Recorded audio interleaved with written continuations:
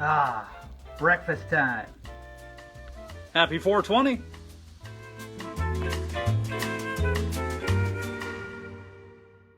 Welcome to another edition of Top 5 Tuesday on 420. My name is Jeff Dick, and yes, it is Willie Nelson's favorite holiday, but we will not be talking about Willie Nelson today. Won't even be talking about marijuana in country music, although that could be its entire own show. Instead, we are going to be focusing on those brave souls who decided to strike out on their own and found tremendous success at the end of the solo rainbow. Yes, we're talking country stars who started in groups, decided to go solo, and it was a great idea.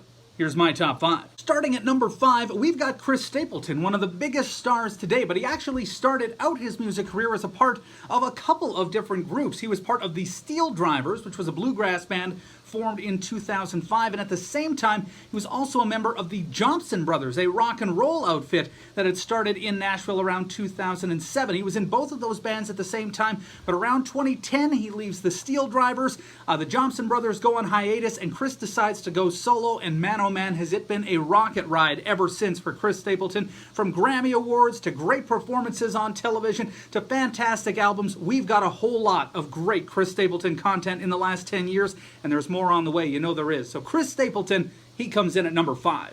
At number 4, we have Keith Urban, who started his career in Nashville as part of the group The Ranch. They formed in 1997. It was Keith Urban along with Jerry Flowers and Peter Clark, a great trio combination, but unfortunately, things did not work out for The Ranch. They released one album in their 1 year together, was not that big of a hit. Their biggest claim to fame, I think, was the fact that one of their songs got picked up by the Dixie Chicks, and they had a huge hit with it. It was Some Days They Gotta Dance, but The Ranch decided to call it quits in 1998. Keith Urban decided to go solo, and you know what happened from there. One of the biggest stars of the 2000s into the 2010s, and he continues to be one of the biggest names in country music. So Keith Urban, he's at number 4. At number 3 on the list, we got Nona, who began her career as part of the mother-daughter combination, the Judds, alongside her mother Naomi, and they dominated the 80s. Country music seems to have one duo each decade who just rules the whole thing. In the 70s, you had Conway and Loretta.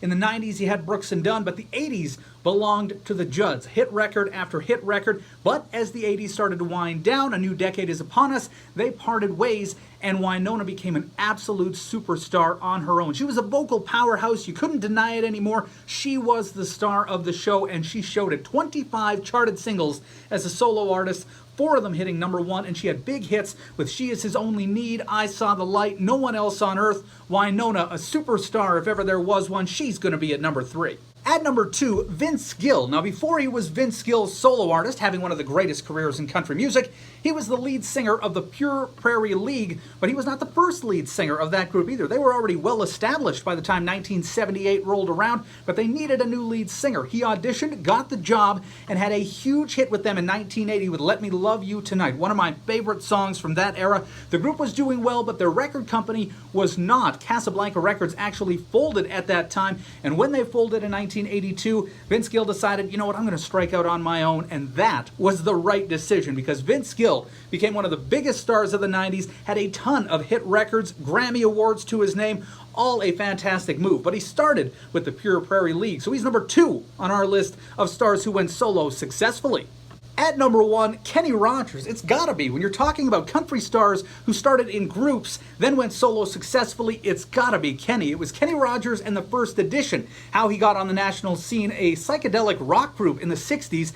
They had hits with Ruby, Don't Take Your Love to Town. They also sang Just Dropped In to See What Condition My Condition Was In. They had had a couple of hits, but their popularity had started to wane by the time the mid-70s rolled around. And they were a group that was very different from everybody else. They seemed to be an eclectic mix of everything. They were rock, they were psychedelic, they were country, they had a little bit of jazz infusion in there, so nobody really knew where to put the First Edition. And so with their popularity waning in the mid-70s, it was actually other members of the group who suggested we should all go solo. They wanted to get out of there. Kenny tried to keep it together. Unfortunately, it didn't work, so Kenny decided, you know what, if everybody's going to go solo, I'll go solo too. That led to a solo record deal in 1975, and it was by no means a sure thing. Nobody was really sure what Kenny Rogers could bring to the table all by himself, but before the decade was out, he would show that that was a fantastic idea. And into the 80s, he became one of country music's most prominent hit makers, one of the best duet partners out there, as he duetted with so many different stars over the years. 25 times he hit number 1 on the country charts. He would be a country music Hall of Famer. the best career for anybody, I would say, who started in a group and then went solo. It's got to be Kenny Rogers at number 1, and that is this week's Top 5. Thank you so much for joining me. We'll be back again next week with a brand new list. Have a great day.